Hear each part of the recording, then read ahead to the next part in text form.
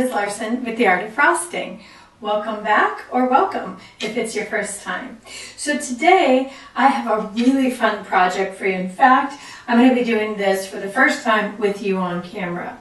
One of our Facebook friends, I'm not allowed to say her name, but you know who you are, showed us these amazing pictures from Russian cake decorators living in Turkey.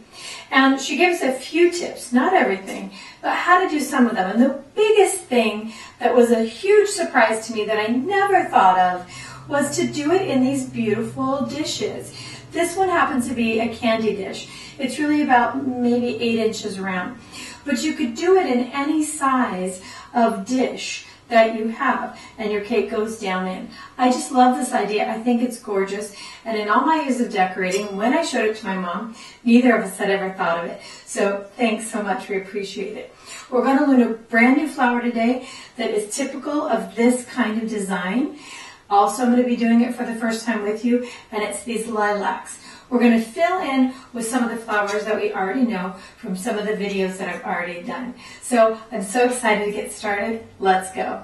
The tips we'll be using for this project are a number 124 rose tip, possibly a 104 rose tip.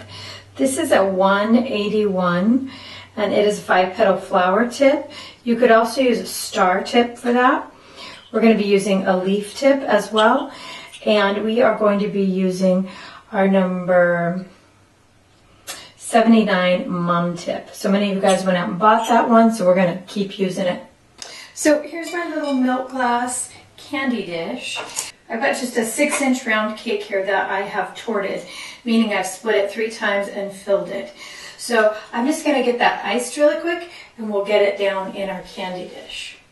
So I didn't do any fancy icing, and I did build this on a board and stick it in the freezer for a few minutes. I'm not going to put the board down in because I don't think it would fit. And also I think you could probably build this in your candy dish, which might work too. So you just want to lower it down in there.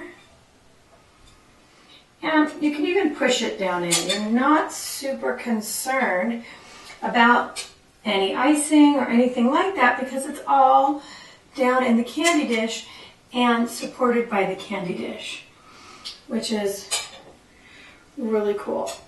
It also means that you might be able to use some looser fillings and things like that without worrying that your cake won't stand up. So there you go. It's just down in there.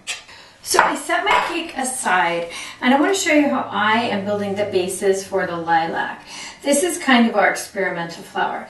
Now I picked a straw to put this on, but I think it would be great with a skewer, or even lollipop sticks would probably work for this as well.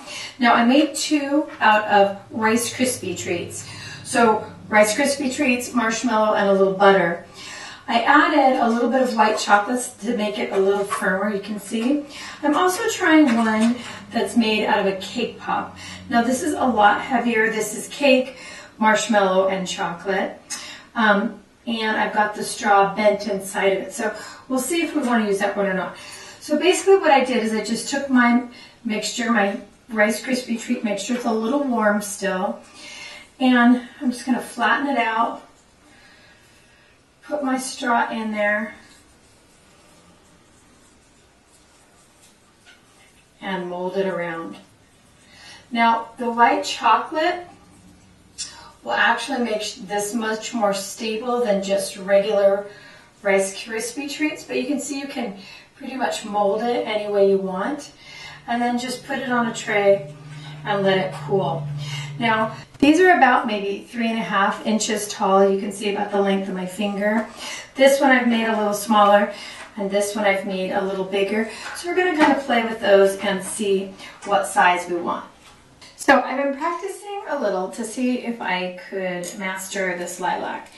And at this point, I won't say master, but I'm getting the hang of it. So I'm just going to cut the end off my base here. Now I put these in the freezer for a little bit. I wanted them to be pretty firm when I went to use them, so I'm going to stick it down in. And this one I want to hang over the edge here like this. Now remember our rule of 3, so we need to have this one be somewhere that gives us our third one, so probably back here somewhere. But I want to show you as it's hanging down. Basically, I'm just taking this number 191 tip, and what it does is it creates these little individual flowers, which is basically what lilacs are. And it's slow going, and you just pipe them on.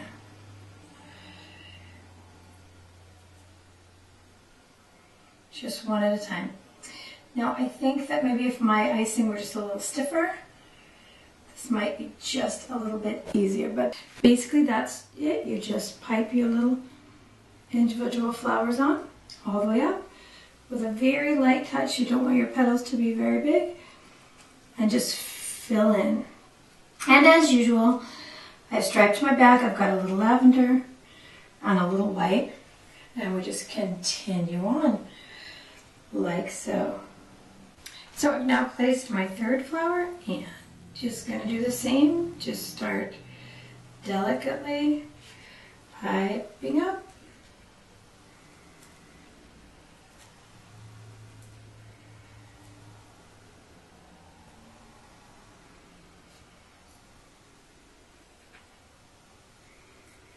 So now I've got my number 124 rose tip, and I'm doing some spent roses here. So if any of you have seen the hibiscus, this is our review section here. We're just going to use the same petals, so it's just a ruffle.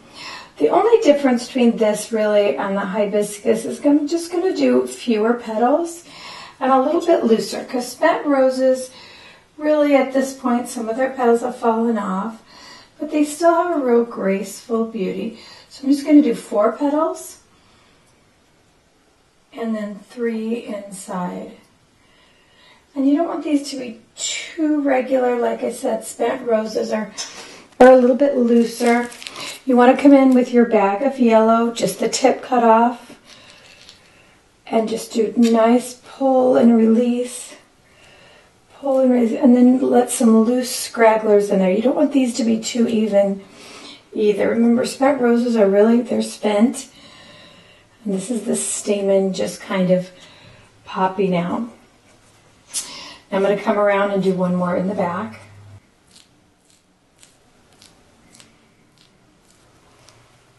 Next, I want to put some daffodils in here. So for those of you who've seen the daffodil video, you'll know this petal. So it's up, rock to a point, and back. And this has 6, just for review. If you don't know this one, check out the daffodil video. Now, I'm going to need to turn away from you here to get this petal in. For my advanced students, you really have got to figure out your angles here. That's the tough part. Now, if you're not to the point where you can do some of these angles, go ahead and do other flowers. You can do whatever you want here, any kind of a flower. I think the thing that sets this one apart is the lilac. So once you have that one, you can do any other one that you want. I added some pink to my yellow bag, and I decided that I'm just going to do 1 daffodil. If you've seen the daffodil video, you know we wrap a straw with icing. I want, this is going to give us a nice tall flute. I'm going to make it a double ruffled flute. So just a delicate ruffle, and then a nice tall one. Long ruffle up the side. There you go. Just going to grab our scissors and push that right down in. I like the look of that because it gives me some height next to my lilacs there. I'm going to use my peach here and give us some mums. This is from the How to Pipe a Mum on a Stick video and How to Make a Mini Wedding Cake video. You can see this flower. You can see it's got some nice stripes in there. And we're going to start to fill in some of these caps down in here. Tuck it right down in. And when you're placing on the edge here, just want to make sure that you give nice contact with your cake, with your icing. See, I'm pushing down in just a little bit. There we go. I love this kind of peachy pink that we ended up with. Now you can see that when we're using some of these flowers, some of these mums, and we may use some roses, these are kind of our fillers, and these can go just about anywhere. You want to make them larger and smaller.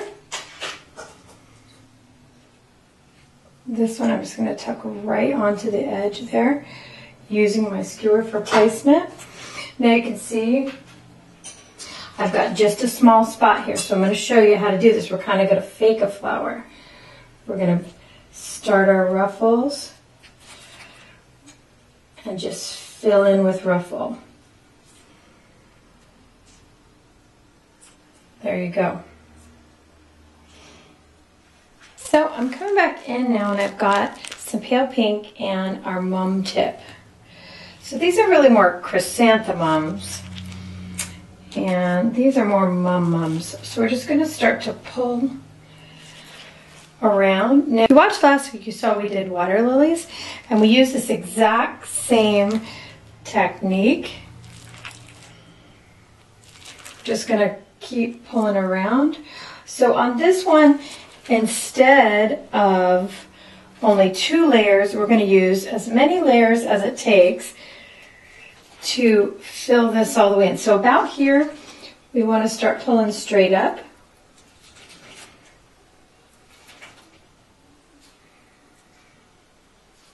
So we've got a nice big flower here. Want to fill in a little bit, about to the point of our candy dish there, and start to pull in. And this is so easy. You're just a squeeze and release. Your point, of course, comes from the release, like always. And just keep pulling around. Again, you just have to keep adjusting your angle when you're piping directly onto the cake. Don't be afraid for your flowers to touch. Just try not to mess them up as you pipe next to them. But it's okay for them to touch and overlap. And it really adds to this super full look of this candy dish cake.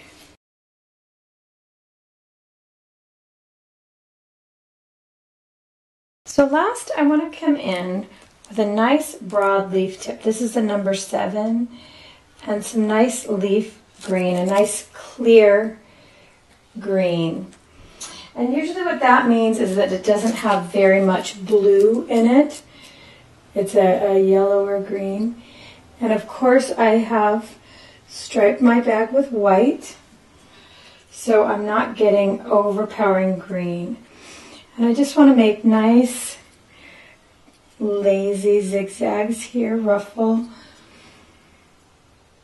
And just be sparse with the leaves. Just where you feel like you just need to break up the color, just lightly tuck it in here and there. And you can also use your leaves for just a little bit of balance.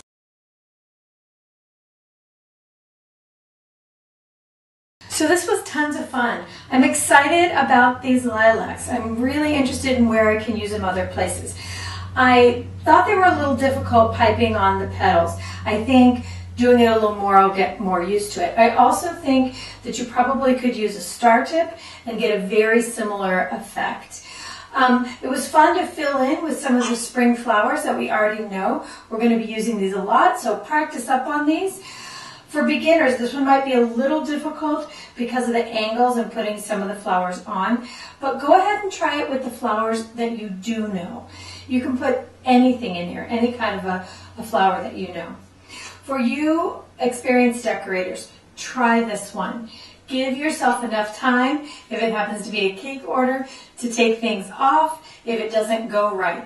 Trust me, if I don't get a flower right on a cake, especially something like this, I can take it right back off and fix it. I usually don't leave something that I don't really like. So that's just a little tip. Thanks so much for watching. Thank you so much for you out there who knew that you sent us these pictures. And thanks for all of you who are sharing your gorgeous work on Facebook. That's Facebook at The Art of Frosting. You can find me at www.theartoffrosting.blogspot.com as well. Thank you for watching. We'll see you all again really soon.